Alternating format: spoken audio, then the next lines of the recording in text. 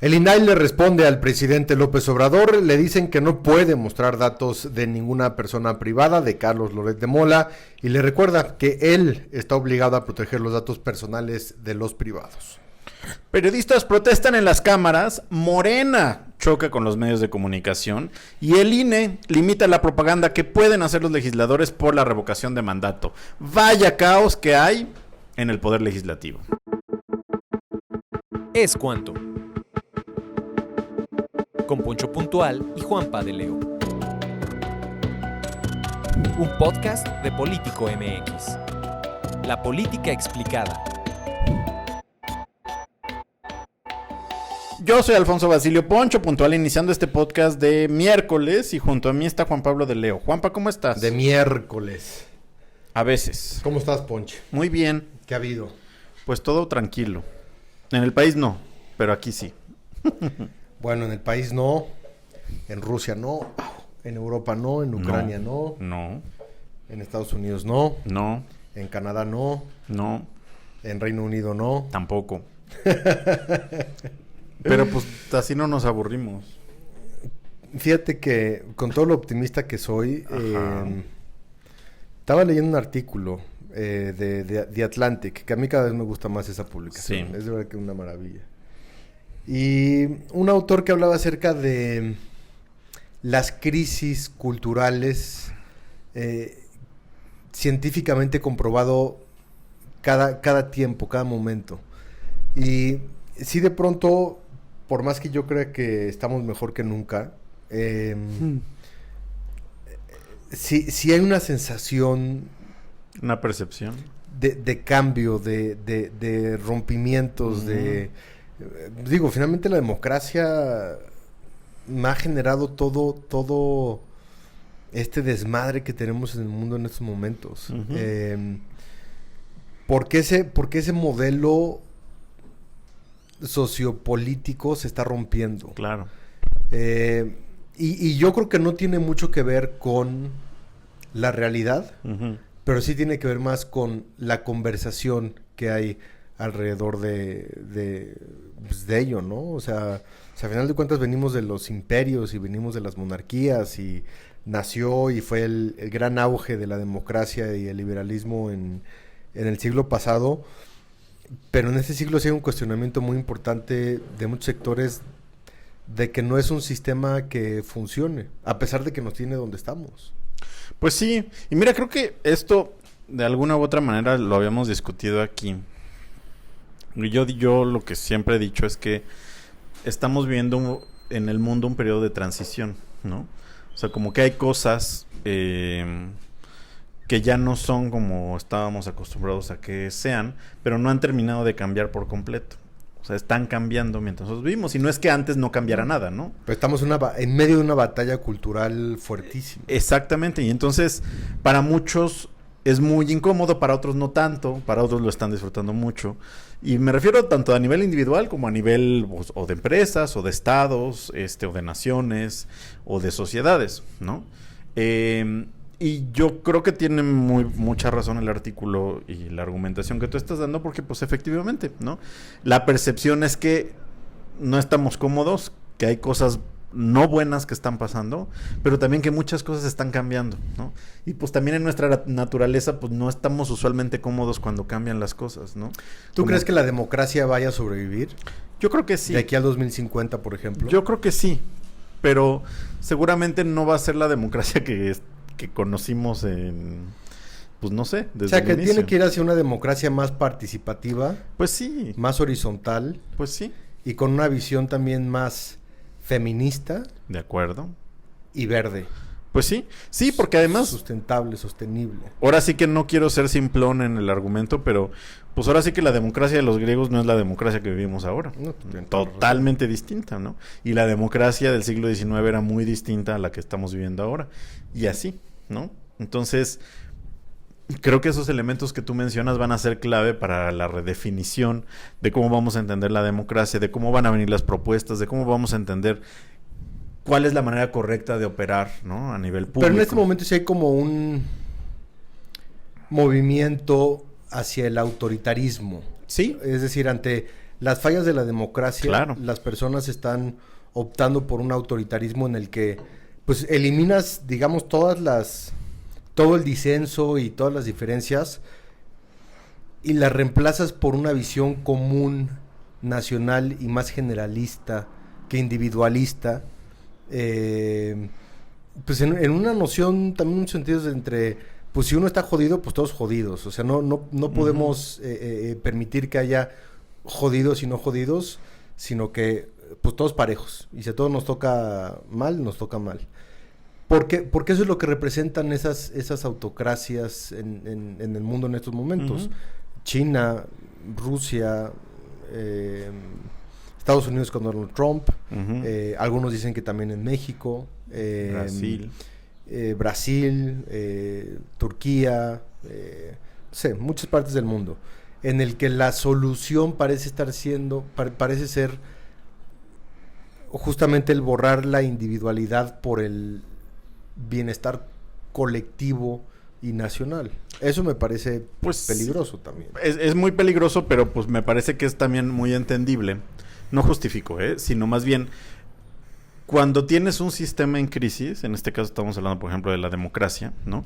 Que en este punto llegamos a un momento en donde no logra responder satisfactoriamente a todas las personas, entonces se exacerban y es una gran puerta, ventana o como lo veas de camino para alguien que diga, no, ahora todos síganme porque aquí está lo correcto y entonces todos vamos a estar bien y entonces, y pues claro, puras promesas vacías que a lo mejor 20 años antes tú escuchabas eso y decías, no, eso no lo creo, pero ahora lo ves como una opción necesaria o real y entonces dices, pues ya probamos de todo, ¿no? Entonces, pues vamos a darles la oportunidad. Y el populismo actual lo que hace es confrontar a las élites con digamos, los desprotegidos o los que se han dejado atrás. Y esa confrontación ha provocado este discurso. Y es un discurso que tiene pues, nervioso a un sector muy importante. Muchos, claro. Qué filosóficos nos pusimos, ¿no? Sí, porque no había con qué echar risas el día de hoy. La agenda está para llorar. No hay nada de nada. O sea, sí hay, ¿no? Pues sí, pero está, es lo mismo. Está muy monotemático. Eso sí, es lo mismo. Hace, ¿qué? 40 minutos el INAI comenzó la sesión que tienen los consejeros. Comisionados. Los comisionados del INAI. Para responderle al presidente López Obrador la carta que les envió respecto a la publicación, la transparencia que puede o no tener el ingreso de Carlos Loret de Mola, ¿no? Como hoy estamos a miércoles, esto empezó el viernes. Desde el viernes y la carta se las envía el lunes. Se las envía el lunes y hoy el INAI le responde, como todos sabemos que le iba a responder, pues que no, presidente, no puede vulnerar la privacidad de personas privadas, de ciudadanos comunes, y más bien hay vías en cuanto a la petición de acceso a la información por las que usted puede solicitar dicha información y ya será competencia de los organismos, de las instituciones, de las secretarías, si le provee esa información o no se la provee, pero tampoco tiene usted permitido como mandatario el publicar esa información, porque finalmente pertenece a esta protección y privacidad que tienen los ciudadanos mexicanos. Entonces, pues ahí está, o sea, la respuesta que estábamos esperando la dio el INAI ya hace apenas algunos minutos, no genera ningún tipo de sorpresa. El INAI es un órgano autónomo, desconcentrado de la federación, y vamos a ver cuál será el siguiente paso del presidente López Obrador ya con esta respuesta. Pues sí, porque digamos, el presidente dijo, es que a mí me mandan muchas cosas, ¿no? Él explicaba y por eso pregunta, si yo tengo esa información, ¿la puedo dar a conocer? Pues claramente no puede, ¿no? O sea, de que puede, pero no es legal, ¿no? De acuerdo. Pues como uno puede... Y se tendrá que atener a las consecuencias en ese caso. Exactamente. Y pues seguro servirá esta respuesta, que es muy correcta, me parece. pues para iniciar el nuevo ataque contra el INAH y todo lo que ya también hemos estado platicando aquí respecto pues que AMLO no se siente cómodo con los organismos autónomos ni con este tipo de cuestiones, pero pues ahora sí que la ley es la ley, ¿no? Y él sabe perfectamente que esa iba a ser la respuesta. Exacto. Lo que hace el presidente en esta gran estrategia que tiene de comunicación es elevar la conversación y elevar los costos. Y no envió esta carta pensando en que estaba esperando la respuesta. Pues no. Sabe perfectamente bien lo que está haciendo. Sin embargo, es subirle el nivel al INAI y a los organismos, a Carlos Loret de Mola personalmente, claro, a Claudio X González, a toda esta estructura que está, económica que está detrás del medio digital y de Mexicanos contra la Corrupción, y que sabemos que son los enemigos públicos número uno del presidente. Y él va a continuar con este tema, él va a continuar con esta conversación. Si no lo ha hecho diferente es porque sabe que no lo puede hacer. Es decir, no va a transgredir la ley que no le permite ir más allá de lo que ya hizo el día viernes. Pero que eso está no, en el límite, ¿eh? Que está en el límite, pero eso no quita que vaya a terminar el tema y que se vaya a salir de la conversación y que ya no lo vaya a proponer en la mañanera. Mañana dirá, pues sí, vamos a preguntarle a Hacienda, y Hacienda le dirá que no, y pasado le va a decir, vamos a preguntar a Secretaría de Finanzas y le dirá que no. Y mantiene vivo el tema, claro, ¿no? Y con eso, o sea, sumando puntos y pues argumentaciones para pues cuando quiera dar algún otro golpe o crítica fuerte a los institutos o al propio periodista, pues lo hará, ¿no? Y a los medios de comunicación. Y todo esto también se enmarca en, o sea, porque son muchas cosas, pero sí, no las que están pasando en el país. Y el caso de Loret se tornó ya, o contagió al gremio periodístico en México. Ayer algo inaudito, algo sin precedentes. La fuente de reporteros, de periodistas que cubren la Cámara de Diputados, le dio la espalda a Morena cuando estaba posicionando algunos temas justamente en la Cámara de la discusión legislativa. Le dio la espalda y recriminaron la falta de apoyo y de garantías que tienen hoy los periodistas, porque también se enmarca en el asesinato de 5 periodistas solamente en este 2022, se enmarca en los ataques del presidente López Obrador en contra específicamente de algunos medios y de ciertos periodistas. Sí, sí, sí. Y la respuesta de Morena respecto a lo que está ocurriendo, porque el fin de semana los gobernadores morenistas publicaron una carta en donde le reiteraban el apoyo irrestricto al presidente López Obrador. Eso los periodistas lo sintieron como una afrenta a esa libertad de prensa y a esa libertad de expresión. Y ayer el comunicado que también algunos senadores publicaron de Morena, en el que calificaban de traicioneros a la patria a todas las personas que no estuvieran de acuerdo con el presidente López Obrador. En fin, son como varias acciones que han generado este clima de incertidumbre para el gremio periodístico, y ayer decidieron justamente hacer esta demostración. Hoy en la conferencia de prensa matutina algunos periodistas dijeron que no le iban a preguntar nada al presidente, justamente a manera de protesta. Guardaron un minuto de silencio al finalizar la conferencia mañanera, y es un tema y una bola de nieve que se ha venido haciendo más y más y más y más grande, sobre todo para Morena. Y lo decíamos también ahorita que platicamos fuera de micrófonos, no es que los periodistas estemos mucho mejor de lo que estábamos anteriormente con otros gobiernos. O sea, no es consuelo, ¿eh? La prensa siempre ha sido incómoda para los sí, gobiernos en México, y así debería de ser. Pero no existía esta estridencia y esta confrontación abierta, directa y pública entre un poder o varios poderes y la industria de la prensa en México. Y los medios y los periodistas. Y es que, digamos, creo que se conectaron por circunstancias lo de Loret con lo del asesinato con periodistas, porque además me parece que lo que hicieron ayer los compañeros de La Fuente en San Lázaro y en el Senado no era no era un todos somos Loret, era más bien una protesta por la violencia contra los periodistas y las menciones contra los periodistas por parte de las bancadas de Morena y por supuesto también del presidente. Pero se conecta sin que de verdad esté relacionado del todo, porque me parece que son casos muy distintos, ¿no? Y sí, o sea, creo que pues entre tanta estridencia, eso es lo que estamos viendo ahora que es distinto.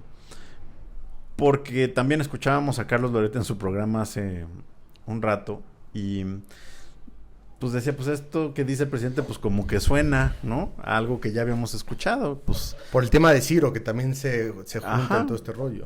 Pero que, y podemos poner el nombre de Ciro y luego el de Aristegui, y podemos poner, porque pues efectivamente, siguiendo tu argumento, pues estas cosas siempre han pasado. Reitero, no lo digo como consuelo de, ay, pues así es, pues es normal, ¿no? Pero pues siempre ha pasado. La diferencia es que pues ahora tenemos al presidente diciéndolo de frente, ¿no? Y señalando y mostrando las gráficas y pues eso obviamente genera todavía más incomodidad, pero pues la verdad es que el sistema y claro, genera más ruido y además hasta más molestia, creo. Pues porque además emana de un gobierno que se decía distinto. Ya hemos dicho aquí muchas veces que no son distintos, son iguales, ¿no? Entonces, pues ahí ya no debería sorprendernos tanto. Reitero, no lo digo como consuelo, pero pues esa es la circunstancia, ¿no? Es horrible para los periodistas, es horrible para los medios de comunicación. Y pues te muestra también que las circunstancias de poder, pues ahí están, ¿no? Claro. Y no parece que llevan siempre a eso. El poder es el poder aquí en China. La verdad. Eso también ya llegó a la prensa internacional. Sí. El Washington Post sacó una editorial muy dura contra el presidente López Obrador, que hoy decía en la mañana, ¿quién es el Washington Post? Pues de Jeff Bezos, presidente, nada más. Y WAN-IFRA, estas organizaciones periodísticas y Reporteros Sin Fronteras y Amnistía Internacional, y vele tú sumando, que están también poniendo en la agenda internacional lo que está ocurriendo en México y lo cruzan con la violencia en contra de periodistas y los asesinatos y el discurso presidencial. Y eso también puede tener un costo muy alto. Hoy escribía Raimundo Riva Palacio respecto a la intervención que dicen puede tener el gobierno norteamericano para desestabilizar al gobierno del presidente López Obrador. No es como si Estados Unidos no lo ha hecho anteriormente. Pues claro, puede que sonar perfectamente bien y perfectamente lógico.